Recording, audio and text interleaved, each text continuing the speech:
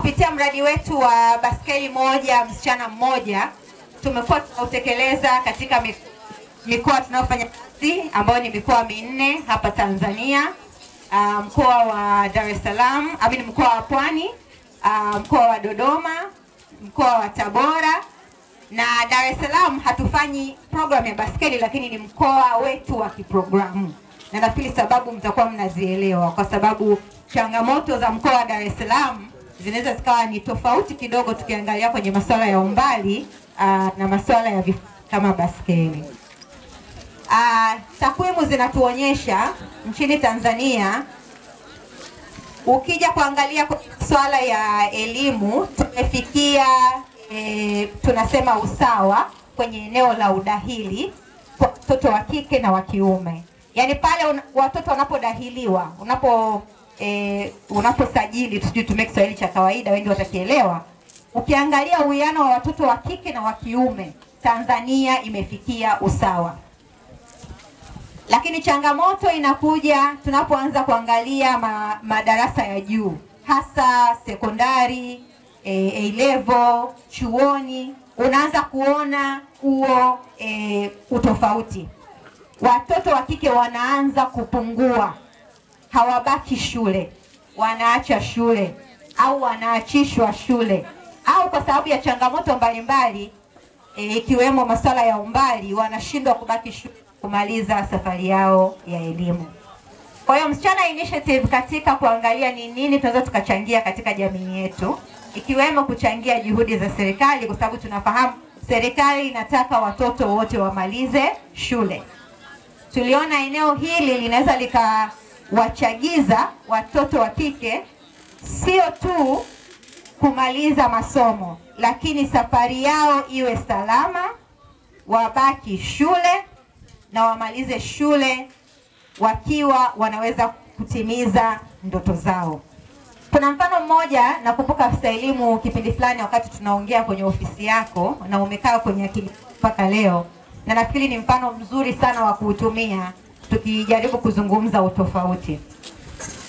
Unajua, hebu piga picha, mimi leo ni Mwajuma, alafu kuna Hamisi, wote tuko kidato cha kwanza.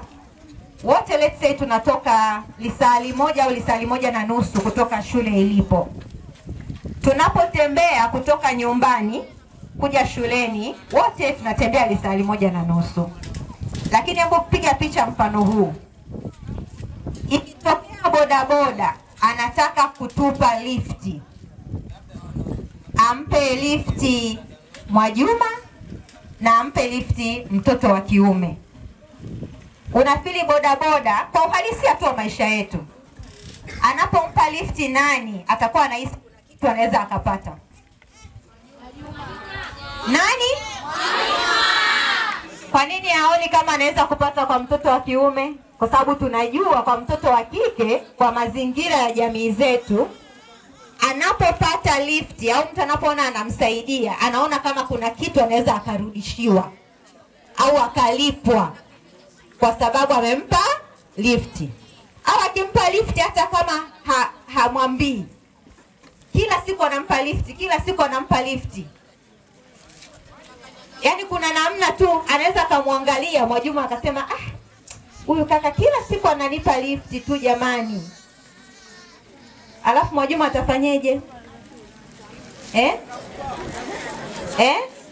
Na atampa lifti. Tutoi kwa sababu tunataka kubagua watoto wa kiume, lakini tunataka dhana ile ya empathy, huruma, uweze kuiangalia tunapoangalia mahusiano haya mawili katika changamoto hiyo hiyo moja ambayo mtoto wa kike na wa kiume inawezekana wanaipitia. Kwa hiyo niseme tu kwa kumalizia, siku ya leo tuko hapa kwa msaada na ufadhili pia wadau wetu. Tutakabidhi baskeli 50 kwa wasichana 50 wa kidato cha kwanza na cha pili wa shule ya sekondari Fukayosi, tukiamini zitaenda kuchangia kwenye elimu yenu. Kuchangia kwenye na hapa sasa naomba nigeuke kidogo kwa wazazi wangu.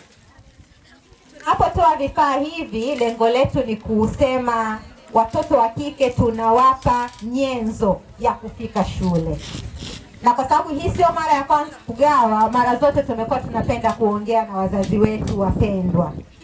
Tunajua watoto hawa mnawasapoti kwa kiasi kikubwa sana. Lakini kuna mazingira mengine mtoto anapopata kifaa, akirudi nyumbani, kifaa ndo kinakuwa cha kwenda sokoni, kifaa ndo kinakuwa cha kuwahi sehemu fulani. Inakuwa bwana mimi leo namishe, sasa hebu tembea bwana, kesho utaenda nacho. Wazazi wangu, ninaomba niamini sisi hatutafanya hivyo kaka Yose. Kweli sio kweli? Kweli sio kweli wazazi? Basi tuwapigie makofi wazazi wetu. Maana wamejikomiti kwamba wao watahakikisha baskeli hizi zinafanya kazi iliyokusudiwa, ambayo ni kututoa nyumbani, kutuleta shule, kututoa shule, kuturudisha nyumbani ili tuweze kufikia ndoto zetu. Msichana mwenye ndoto? Msichana mwenye ndoto? Napenda nitumie nafasi hii awali ya yote kumshukuru Mwenyezi Mungu kwa kutupatia nafasi ya kuwa hapa leo. Nafasi hiyo tumeipata baada ya kuwa na afya njema na kutupatia uwezo wa kusafiri na kufika hapa. Kuna watu leo hii wanapumua kama sisi, lakini hawawezi kunyanyuka kitandani. Sisi tumebahatika, tumeweza kuwa na pumzi, lakini tuna uwezo wa kuendelea na shughuli zetu bila tatizo lolote. Ni jambo la kumshukuru sana Mungu. La pili, napenda nitumie nafasi hii kuwashukuru sana walimu wanaoendelea kufanya kazi ya malezi na kuwafundisha vijana wetu ili waweze kutimiza ndoto zao za elimu. Na ndoto kubwa walionayo vijana wanaosoma ni kusoma vizuri katika muda wote ambao watakuwa shuleni, lakini mwisho wa siku wafanye vizuri kwenye mitihani yao na waweze kufaulu kuendelea na masomo katika ngazi nyingine. Lakini mwisho wa yote elimu hiyo ije kuwasaidia wawe na maisha bora kuliko yale ambayo wazazi au ndugu au viongozi tuliopo hapa tumeweza kuwa naye. Wao waende mbele zaidi. Kwa hiyo nawashukuru sana kwa juhudi hizo. Vijana, leo hii mtapewa baiskeli muda mfupi ujao. Ninyi vijana 50. Tumefanya zoezi kama hili mwaka jana kwenye shule mbili. Shule ya Makurunge Coast ambayo iko kwenye kata jirani hapa ya Makurunge. Pale vijana 50 pia wa kike walipewa baiskeli na nilishuhudia tukio hilo kama ninavyofanya hapa. Tunawashukuru sana Msichana Initiative pamoja na wadau wako kwenye eneo hilo kwa juhudi zilizofanyika mwaka jana. Lakini pia zoezi kama hilo lilifanyika shule ya sekondari Matimbwa, pia baiskeli zilitolewa mwaka jana. Mwaka juzi mlitoa shule ya sekondari Mapinga pamoja na Zinga nafikiri. Yes. Kwa hiyo ni shule kama ya 5 ya 6 hivi. Hebu wapigeni makofi. Hebu fikiria katika kila shule wanapata watoto 50 baiskeli. Mwaka jana ametoa baiskeli kama 100 hivi. Mwaka huu nafikiri zipo hizi 50 pamoja na kujazilizia Matimbwa zile ambazo zilipungua mwaka jana. 50 pia mwaka huu. Sawa, safi sana. Kwa hiyo jumla ametoa baiskeli 100 mwaka huu. Makofi mengine jamani. Kwa hiyo niwashukuru Msichana Initiative kwa sababu wao ndio walio create wazo la kusaidia mabinti zetu baiskeli ili waepuke changamoto wanazokutana nazo barabarani. Changamoto ya umbali mkubwa kutoka nyumbani kwenda shule na kurudi nyumbani.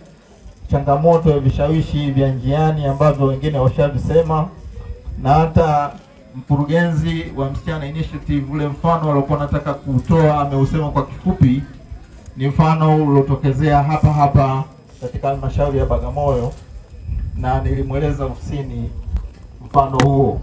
Ni mfano unaoishi. juhudi zinazofanywa na wafadhili wetu zinakwenda kuokoa hawa mabinti kiasi gani, mpate hiyo picha. Lakini sasa tunawaomba mabinti zetu wakatumie baisikeli hizi kutimiza ndoto zao, kama ambavyo kauli mbiu yetu inasema, msichana mwenye malengo, msichana mwenye ndoto. Sauti haitoshi. Msichana mwenye ndoto, msichana mwenye malengo. Ndoto ni malengo uliojiwekea. Ndoto yako kuwa nani? Wapo wamesema nataka kuwa mwanasheria, nataka kuwa daktari, nataka kuwa nesi, nataka kuwa mwalimu, nataka kuwa engineer, nataka kuwa mbunge. And what have you? Hayo ulionayo kichwani yakatimie. Kwanza kwa kutumia hicho kifaa ambacho leo mtapewa. Ninayo furaha na heshima kubwa sana kusimama mbele yenu katika hafla hii ya kihistoria ya kukabidhi baiskeli kwa wanafunzi wa shule sekondari ya Fukayose. Kwa jina naitwa Karen Roland, mimi ni afisa mtendaji Karen G Foundation. Ni heshima kubwa sana kuwa nanyi leo, siku ambayo tunakabidhi baiskeli. Napenda kuanza kwa kutoa shukurani zangu za dhati kwa Msichana Initiative kwa kuwa mstari wa mbele katika kutetea haki na fursa sawa kwa mtoto wa kike. Ushirikiano wetu na taasisi hii ni kielelezo tosha cha imani ya pamoja kwamba kila mtoto wa kike anapaswa kuwa na haki kupata elimu bila vikwazo kwa jamii wala kimazingira. Kwa mara nyingine tena, napenda kuchukua nafasi na fursa hii kutoa shukrani za dhati kwa wanafamilia wa Karen G kwa moyo wao wa kujitolea kwa jamii kwa muda mrefu.